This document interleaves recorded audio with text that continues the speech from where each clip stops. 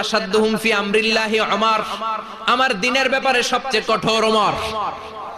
বিশ্বনবী বলতেন আমার পরে কোনো নবী নাই, কোনো রাসূল নাই, তবে আমার পরে যদি কেউ নবী হতো আমার ওমর নবী হয়ে যেত। লা নবিয়্যা বা'দি ওয়ালা রাসূল, আমার পরে রাসূল নাই, কোনো নবী নাই, তবে লাউ কানা বা'দি নবিয়্যুন লাকানা উমর। প্রভু তুমি বলেছো রাসূল দেবে না, বলনি দেবে না ওমর, বলনি দেবে না হামজা তারিক, খালিদ বিজয়ী সমর। প্রভু তুমি বলেছো রাসূল দেবে না, বলনি দেবে না ওমর, বলনি দেবে না হামজা তারিক, খালিদ বিজয়ী সমর। প্রভু তুমি বলেছো রাসূল দেবে না। আল্লাহু আকবার। মদিনায় যত মুনাফিক ছিল জমের মতো ভয় পাইতো সাইয়েদনা ওমরকে। শয়তানদের লিডার ইবলিসও ভয় পেত ওমরকে। বিশ্বনবী বলেন ওয়াল্লাযী নাফসি বিয়াদিহি, ওমর ওই সত্তার কসম যেই সত্তার হাতে আমার আত্মা, মা লাকিয়াকা শাইতানু সালিকান ফাজ্জান ইল্লা সালাকা ফাজ্জান গায়রা ফাজ্জিক। ওরে ওমর, শয়তান যদি তোমারে কোনো রাস্তায় দেখে, ইবলিস যদি তোমারে কোনো রাস্তা দিয়ে হাঁটতে দেখে, ইবলিস ওই রাস্তা রেখে দিয়ে অন্য রাস্তা দিয়ে হাঁটে। ইবলিসও সাইয়েদনা ওমর ফারুককে দেখলে, এই রাস্তা দিয়ে দেখলে ওর বাপের কি জীবনে এই রাস্তা দিয়ে হাঁটবে না, এই রাস্তা ধুইয়া ওই আরেক রাস্তা ধরবে। চিল্লায় পড়েন আল্লাহু আকবার। কাফেররা ভয় পেত, মুনাফিকরা ভয় পেত, শয়তান ভয় পেত, এমনকি বিশ্বনবীর বিবিরাও ভয় পেত। সুবহানাল্লাহ পড়েন। বিশ্বনবীর বিবিরা বিশ্বনবীরে ধরলেন, আমার এইটা কিনা দেন, ওইটা দেন। বিশ্বনবী কয় টাকা নাই, ক্ষমতা নাই, সামর্থ্য নাই, বেশি কথা কইলে তালাক নিয়ে যাও, তোমাদের চেয়েও সুন্দরী অনেক সতী সাধবী নারী আল্লাহ ব্যবস্থা করে দিবে। বিবিরা মাঝে মাঝে খুনসুটি করতো, নবীরে ধরতো, এটা নাই ওইটা নাই, এটা দেন। একবার সব বিবিরা টাইট করে ধরছে, ও নবী আয়েশার ঘরে যেদিন থাকেন সাহাবারা বেশি হাদিয়া পাঠায় কেন, আমাদের ঘরে যেদিন থাকেন পাঠায় না কেন? কালকে জুমার নামাজের পরে ঘোষণা দিবেন সবার ঘরে সমান সমান হাদিয়া। নবী কয় আমি হাইতান্ন। ও মিয়া, কে হাদিয়া দিবে, কটুক দিবে, এটা কি ইমাম সাহেবের কাজ? ইমাম সাহেবের বাসায় কে কোন দিন কি খাওয়াবে, কি গিফট দিবে, এটা তো কে যে গিফট দিবে তার ব্যাপার। বিশ্বনবী বললেন আবু বকরকে সবাই ভালোবাসে, তাই আবু বকরের মেয়ের ঘরে যেদিন আমার ডেট পরে থাকার সময়, ওই দিন হয়তো বেশি হাদিয়া পাঠায়, তোমাদের ঘরে পাঠায় না। আমার বলার কোনো সুযোগ? বিবিরা কয় না, আপনারে বলতেই হবে। নবী কয় আমি পারবো না। বিবিরা কয় পারবেন। ইন দ্য মিন টাইম দরজার উপর থেকে কে যেন সালাম দিল, আসসালামু আলাইকুম ওয়া রাহমাতুল্লাহ। বিশ্বনবী বললেন ওয়া আলাইকুম আসসালাম। বিশ্বনবী বুঝতে পারলেন সালামটা আমার ওমরের সালাম। বিশ্বনবী সালামের উত্তর দিয়ে বিবিদের দিকে তাকায়, দেখে একটা বিবি ওর সামনে নাই, সব উধাও, ভ্যানিশ হয়ে গেছে। ওই যে ওমর। সুবহানাল্লাহ পড়বেন না? এই জন্য ওমরকে শয়তানও ভয় পেত। আমাদের বাচ্চাদেরকে, আমার মেয়ে একটা মাত্র মেয়ে, খাইতে চায় না। শুধু আমার মেয়ে না, অধিকাংশ বাচ্চাদের এই অবস্থা। ওর আম্মু দিক দিয়ে খাওয়ায়, আবার দৌড় দেয়, আবার আমি খাওয়াই, আবার কান্নাকাটি করে, বলে গল্প শোনাও, তাইলে খাবো। এখন গল্প শোনাইলেও খায় না। বর্তমান সময়ের ছেলে মেয়েগুলো এরকম, এত জ্বালাতন করে, খেতে চায় না তো বলতে হয় বাঘ আসবে, বাঘ, সিংহ আসবে, সিংহ, সিংহ মামা আসবে, ঘুমাও ঘুমাও, এগুলো আমরা বলি না? বড় দোষী তো আপনারা কি বলেন? বাচ্চা যদি না ঘুমায়, না খাইতে চায়, এগুলাই তো বলে। বাঘ আসবে, বিড়াল আসবে। মদিনাতে ওমরে ফারুক যখন খলিফা, মদিনার কোন বাচ্চারা যদি না খেতে চাইতো, না ঘুমাইতে চাইতো, মদিনার মায়েরা বলতো তাড়াতাড়ি ঘুমাও, ওই যে ওমর আসতেছে, ওমর। আল্লাহু আকবার। কি শাসক ছিলেন সাইয়েদনা ওমর! সবাই সমান, উনার বিধান, উনার রীতি সবার জন্য সমান। মদ খাওয়ার অপরাধে নিজের কলিজার টুকরা ছেলে আবু শাহমাকে 80টা বেত মেরেছে। হাদিসটা দাঈফ, তবে শিক্ষা আছে আমাদের জন্য। 80টা বেত মেরেছে। এক রাওয়ায়াতে পাওয়া যায় বেত মেরে ছেলেটাকে আহত করে ফেলেছে, আর এক রাওয়ায়াতে পাওয়া যায় পিটাতে পিটাতে ছেলেটাকে দুনিয়া থেকে শেষ করে ফেলেছে। ছেলের মুখে গন্ধ পেয়েছে। আর শরীফতা খামরান, কিরে মদ খাইছস? কয় না বাবা, শরীফতু নাবিজ, আমি নাবিজ খেয়েছি। নাবিজ খাওয়া যায়। নাবিজ হচ্ছে রাতের বেলা আরবরা দুধের মধ্যে শক্ত খুরমা ছেড়ে দেয়। 1 কেজি দুধের মধ্যে 10টা শক্ত খুরমা ছেড়ে দিলে সকালবেলা দুধের কালারটা সাদা থাকে না, শক্ত খুরমার রস টেনে ওটা লাল হয়ে যায়, খেতে বড় মজা। এটাকে বলে নাবিজ। কিন্তু সকালেই খেতে হবে। ওইটারে যদি 3 দিন জমায় রাখেন, 4 দিন জমায় রাখেন, ওইটাও গাঞ্জা হয়ে যাবে, ওইটাও তারি হয়ে যায়, মদ হয়ে যায়। সাইয়েদনা ওমরের ছেলে এই কাজ করেছেন, একটু তারির স্বাদ নেয়ার জন্য 4 দিন রেখে দিয়েছে। সাইয়েদনা ওমর বললেন, কি খাইছস? কয় মদ খাই নাই। নাবিজ খাইছস? এদিকে আয়। ইফতাহ ফামাক, মুখ খোল। হা করার পরে মুখের সামনে নাক নিয়ে গন্ধ দেখে মদের গন্ধ, কলারটা ধরে মসজিদে নববীতে নিয়েছেন।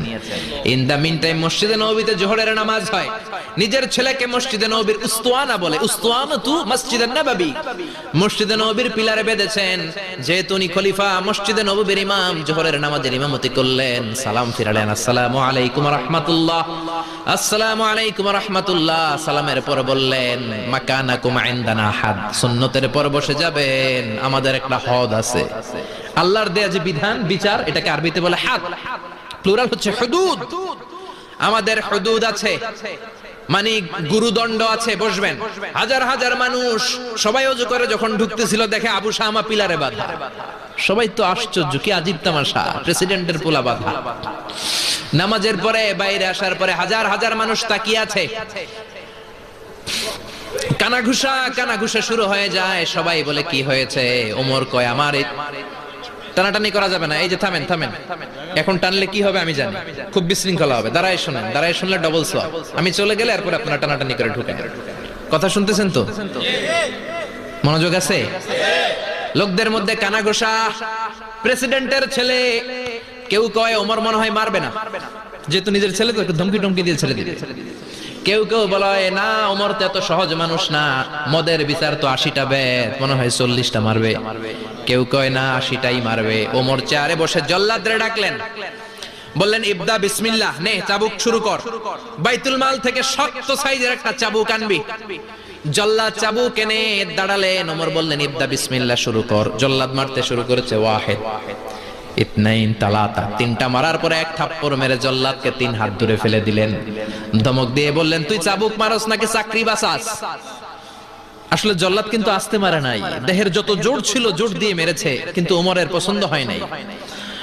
ওমর বলে, আইন্দাকা তালাতা আইন্দে ওয়াহিদ, তোর হিসাবে চাবুক মারা হয়েছে 3টা, আমি ওমরের হিসাবে মায়ের হয়েছে 1টা। চাবুক আমার হাতে দে, আমি 2 নাম্বার থেকে শুরু করি। ওমরে ফারুক 2 নাম্বার শুরু করলেন। 2, 3, এক একটা চাবুক মারে, ছুপ ছুপ করে চামড়া ছিলে, রক্তগুলো মসজিদে নববীর বারান্দার পিলারের মধ্যে লাগে। ওমরের চেয়ে শক্তিশালী দ্বিতীয় কোন পুরুষ মদিনার জমিনে ছিল নাকি? ওমরের হাতের মাইর। ছেলেটা চিৎকার দিয়ে বলে, বাবা, ও আব্বা, আর মদ খাবো না, ছেড়ে দেন, আর খাবো না। মদ তো আমি খাই নাই, আমি খেয়েছি নাবিজ, 3-4 দিন রাখার কারণে একটু মাতলামি হয়েছে আমার। আব্বা, এবারের জন্য ছেড়ে দেন, আর খাবো না। ওমরের কঠোর হৃদয়ে কোনো দয়া মায়া আসে না, মারতে লাগলেন। এবার আবু শাহামার মা, ওমরের বউ, পায়ের মধ্যে ওমরের পায়ে পড়ে ডেকে বলে, ওমর, আমার কলিজার টুকরা ছেলেটারে মারিস না। 30টা বাড়ি মারা হয়েছে, আর বাকি 50টা বাড়ির জন্য এক একটা চাবুকের বিনিময়ে আমি এক একটা উট আল্লাহর রাস্তায় সদকা করব রে ওমর। সাইয়েদনা ওমর বলে, আরে নিয়ে যাও। আবু শাহামার মা উট দিয়ে আল্লাহর জাইন, চাবুকের বাড়ি থেকে একটা বাড়িও কমানো যাবে না, 80টা বাড়ি দেয়া পর্যন্ত পৃথিবীর কোন শক্তি আবু শাহামারে আমার হাত থেকে ছুটাতে পারবে না। আবু শাহামার মা কাঁদতে লাগলো। ওমরের মনে দয়া মায়া হয় না। 40টা বাড়ি মারার পরে ছেলে বেহুশ, 50টা মারার পরে আবু শাহামা দুনিয়া থেকে শেষ। সবাই নিস্তব্ধ, নীরবতা, পিন ড্রপ সাইলেন্স, পিন পতন নীরবতা।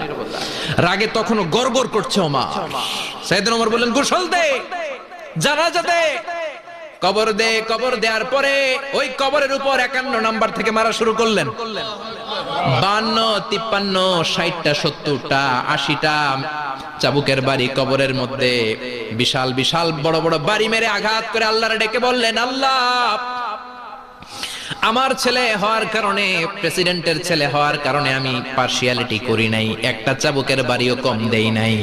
কিয়ামতের দিন তুমি আমারে জালিমদের কাতারে দাঁড় করাতে পারবা না। আল্লাহু আকবার। ওই ওমরের শাসন যদি দেশে থাকতো, দেশটারে মদিনা বানাইতো কে? এখন রিকশাওয়ালার পোলার জন্য এক নিয়ম, প্রধানমন্ত্রীর পোলার জন্য আরেক নিয়ম। কুলিওয়ালা ঠেলাওয়ালার জন্য এক নিয়ম, প্রেসিডেন্টের মেয়ের জন্য আরেক নিয়ম। জোরে বলেন ঠিক কিনা? সবার জন্য যদি এক নিয়ম হতো, চুরি করলে যদি হাত কাটা হতো, জিনা করলে যদি পাথর মেরে গর্দানটা উড়িয়ে দেয়া যেত, বাংলার জমিনে আর কোনো চোর আর জিনাখোর পাওয়া যেত না। চুরি করলে হাত কাটো কার আইন? তবে এটা কলা চোর, মুরগি চোর, ডাব চোর, আম চোর না। যেই চোরগুলো একটা কলমের সিগনেচারের খোঁচায় দেশের হাজার কোটি টাকা মেরে দেয়, ওই চোরদের হাত আগে কাটতে হবে। যেরকম ঠিক কিনা? এক কলমের খোঁচায় শেয়ার বাজার খাইয়া ফেলায়, হলমার্ক খাইয়া ফেলায়, দেশের টাকা সুইজারল্যান্ডে পাঠায়, ওই চোরগুলার হাত। জোরে বলেন ঠিক কিনা? এজন্য বিশ্বনবী বলতেন, আসাদুহুম ফি আমরিল্লাহি উমর। আল্লাহর দ্বীন বাস্তবায়নে সবচেয়ে কঠোর সাহাবী ছিলেন উমর। আবু বকর ছিলেন নরম, উমরের মেজাজকে গরম বানাইছে কে? এই জন্য ইসলামের মধ্যে যেমনি সহনশীলতা আছে, আবার ইসলামের মধ্যে বিদ্রোহ আছে না নাই? অন্যায় দেখলে থামিয়ে দেওয়ার দরকার আছে।